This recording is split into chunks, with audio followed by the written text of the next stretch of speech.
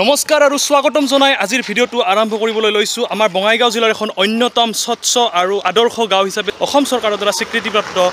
পালেংবাৰী গাঁৱৰ পৰা আৰু ইয়াই গাঁৱত আজি এখন শতবাৰ্ষিকী অনুষ্ঠান হৈ আছে পঞ্চমী দৌলৰ শতবাৰ্ষিকী অনুষ্ঠান আৰু ইয়াত উপস্থিত আছে অসমৰ বন আৰু পৰিৱেশৰ ব্ৰেণ্ড এম্বাছেডৰ আনন্দ খাটনিয়াৰদেৱ আৰু লগত আছে সন্দিকৈ কলেজৰ এগৰাকী অধ্যাপিকা তো গোটেইবিলাকক দেখুৱাম এই ভিডিঅ'টো চাই থাকক শেষলৈকে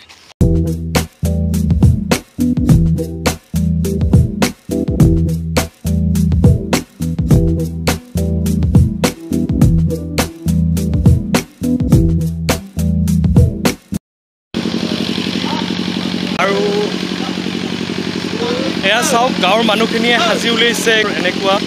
পৰিৱেশৰ কাৰণে উপযুক্ত প্লাষ্টিকৰ ব্যৱহাৰ এওঁলোকে কৰা নাই তো এইটো এটা গাঁওখনৰ খুব এটা ভাল পদক্ষেপ আৰু আদৰ্শ গাঁৱৰ এখন চিনাকি এই প্লাষ্টিকৰ ব্যৱহাৰ নকৰি এনেদৰে কলৰে সজোৱা তেওঁলোকে বুজাইছে যে তেওঁলোক এজন আদৰ্শ গাঁৱৰ মানুহ হয় ইয়াৰ ওপৰত আমাৰ পৰিৱেশ আৰু বন বিভাগৰ এম্বাছেডৰ আনন্দ খাটনিয়াৰদেৱে কি মন্তব্য আগবঢ়ালে চাই লওক ভিডিঅ'।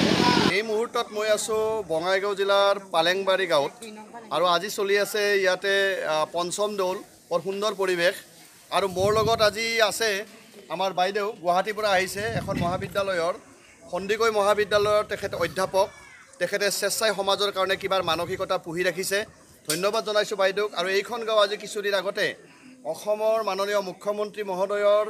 পদক্ষেপত এইখন গাঁও স্বচ্ছ আৰু সেউজীয়া গাঁও হিচাপে ঘোষণা হৈছিল আৰু আমি দ্বিতীয় পৰ্যায়ত আজি আহিছোঁ আৰু গাঁওখনৰ পৰিৱেশ দেখি সঁচাকৈ আপ্লুত হৈছোঁ গাঁওবাসীয়ে স্বচ্ছতাকে মূল বিষয় হিচাপে লৈ গাঁওখনক সুন্দৰভাৱে গঢ়ি তুলিছে ইয়াৰ স্বচ্ছতা তুলনা নাই আজি এওঁলোকে ইয়াত ভোজ ভাত খাব সকলোৱে লগ লাগি কেইবা হাজাৰ মানুহে আৰু সকলোৱে কিন্তু আগৰ দিনত যেনেকৈ চলিছিল যে কলগেছৰ পটুৱাত ভাত খোৱা এইখন মই লৈছোঁ সকলোৰে হাতে হাতে দেখিছে আপোনালোকে এই হাতত এই যে আমাৰ কলপটুৱা আজি আমাৰ পুৰণি মানুহখিনিয়ে জানে যে আগৰ দিনত কলপটুৱাত ভাত খাইছিল ইয়াৰ পৰা কোনো প্ৰদূষণ নহয় গতিকে আজি আমাৰ যিবিলাক প্লাষ্টিকৰ পাত আমি ব্যৱহাৰ কৰি আহিছোঁ এইবিলাক বৰ্জন কৰিবৰ হ'ল আমি স্বচ্ছ মুখেৰে ক'লে নহ'ব আমি স্বচ্ছতা আনিব লাগিব কাৰ্যৰ জৰিয়তে গতিকে এই গাঁওখনৰ যিটো উদাহৰণ এই গাঁওখনে যিটো আজি ইমান হাজাৰ হাজাৰ পটুৱা চিলাইছে কলগছৰ পটুৱা এই পটুৱাত তেওঁলোকে ভাত খাব ইয়াতকৈ আৰু স্বচ্ছতাৰ নমুনা কি হ'ব পাৰে গতিকে এইখন গাঁৱক মই ধন্যবাদ জনাইছোঁ এই গাঁওখনে নিশ্চয় স্বচ্ছতাৰ ক্ষেত্ৰত অসম নহয় ভাৰতবৰ্ষৰ ভিতৰত এখন শ্ৰেষ্ঠ স্বচ্ছ সেউজীয়া আৰু প্লাষ্টিক মুক্ত গাঁও হিচাপে নিশ্চয় সোনকালে গঢ়িব বুলি মই আশা ৰাখিছোঁ ধন্যবাদ খুব ভাল কাম কৰিছে গাঁৱৰ মানুহখিনিয়ে আদৰ্শ গাঁৱৰ মানুহ হিচাপে তেওঁলোকে স্বীকৃতি লাভ কৰিছে আৰু তেওঁলোক সঁচাকৈয়ে এজন আদৰ্শৱান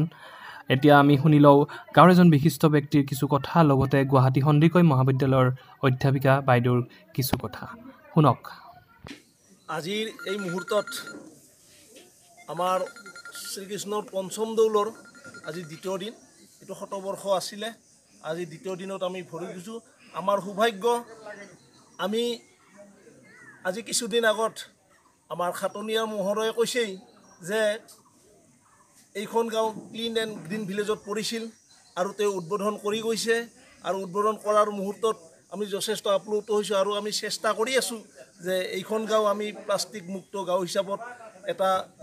পদক্ষেপ লোৱাৰ এটা পৰিকল্পনা লৈছিলোঁ আৰু সেই হেতুকে আজি আমি এই মহোৎসৱত পুৰণি যিটো আমাৰ সংস্কৃতি সেইটো বজাই ৰখাৰ কাৰণে আমি চেষ্টা কৰিছিলোঁ আৰু তাৰ ফলশ্ৰুতিত আজি এইখিনি পাইছোঁ আৰু এই চেগতেই মই আমাৰ খাটনিয়াৰ মহোদয়ক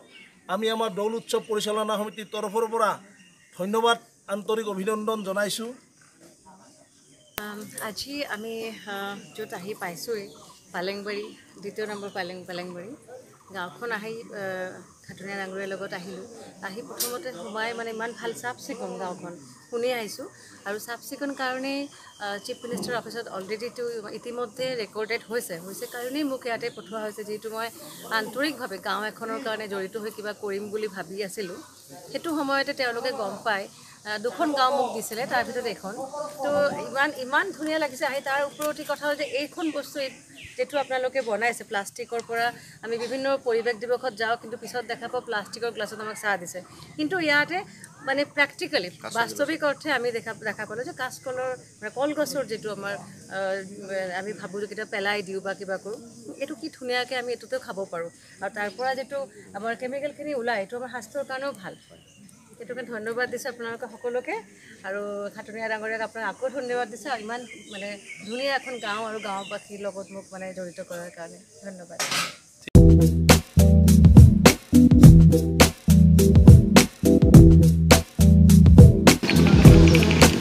আৰু এয়া হৈছে বাঁহেৰে সজোৱা এটা ডাষ্টবিন য'ত গাঁৱৰ মানুহবিলাকে প্লাষ্টিকৰ টুকুৰা হওক বিভিন্ন খোৱা বস্তুৰ টুকুৰা চাফ চিকুণকৈ তেওঁলোকে এই ডাষ্টবিনটোত ৰাখিছে আৰু এই সম্পৰ্কত আমাৰ আনন্দ খাটনীয়াৰ দেৱে কি মন্তব্য আগবঢ়াইছে আপোনালোকে শুনক ভালদৰে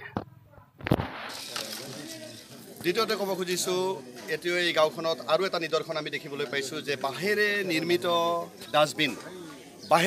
ডাষ্টবিন যৌগিক ডাষ্টবিন আমি পলিথিনযুক্ত ডাষ্টবিন ব্যৱহাৰ কৰা নাই ইয়াতে এই গাঁওবাসীয়ে আজি উৎসৱ চলি আছে উৎসৱত যিবিলাক লেতেৰা হৈছে ইয়াত সকলোবিলাক এই লেতেৰাবিলাক ইয়াত পেলাইছে আমি এইবিলাক পেলাইছে এই আদৰ্শ সমগ্ৰ অসমলৈ বিয়পি যাওক ইয়াৰ পৰা এটা বাৰ্তা যাব লাগে সমগ্ৰ অসমলৈ যে আমাৰ আৱৰ্জনাবিলাক আমি পেলাবৰ কাৰণে এনেকুৱা বাঁহেৰে নিৰ্মিত ইয়াত অসংখ্য বাঁহেৰে নিৰ্মিত ডাষ্টবিন মই দেখিবলৈ পাইছোঁ ইয়াতকৈ আৰু কি নিদৰ্শন লাগে গতিকে এই পালেংবাৰী গাঁও সঁচাকৈ আদৰ্শৰ পাত্ৰ মোৰ ফালৰ পৰা ধন্যবাদ